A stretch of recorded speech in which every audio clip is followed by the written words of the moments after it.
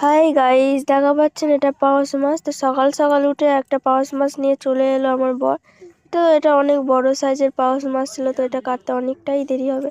আমি পাঙাশ মাছ কাটতে পারি না, তো একবার চেষ্টা করে দেখলাম যে কাটতে পারি কিনা।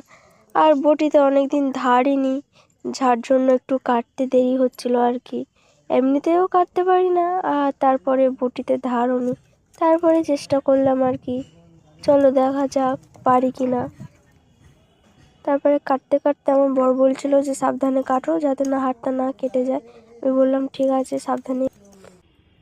এইটা যেহেতু অনেক বড় মাছ ছিল, তাই অনেকগুলোই দাগা হয়েছে, ঠিক আছে।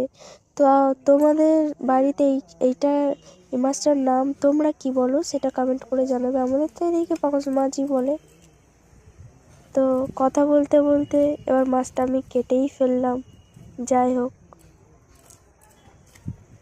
তো দূর থেকে আমার বড় একটা ভিডিও করছিল। আমি বলছিলাম যে করো না ভিডিও, ও তারপরেও বললো না একটু ভিডিও করি না, কি হয়েছে।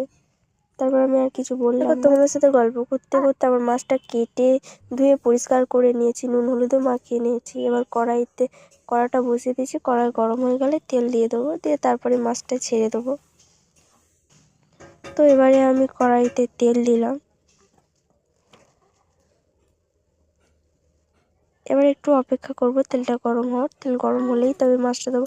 তেলটা যদি ভালো করে যদি না গরম হয়, তাহলে মাছটা হাটকে যাবে, তখন খেতে ভালো লাগবে না। অনেকটাই বেলা হয়ে গিয়েছিল, যার জন্য রান্না করতে অনেকটাই দেরি হয়ে গিয়েছিল আমার সেই দিনকে। এবার তেল গরম হয়ে যাওয়ার পরে এবারে আমি মাছটা ছেড়ে দিলাম কড়াই থেকে। সব মাছগুলো দেওয়া হয়ে গেছে। এবার একটু জাল দেবো।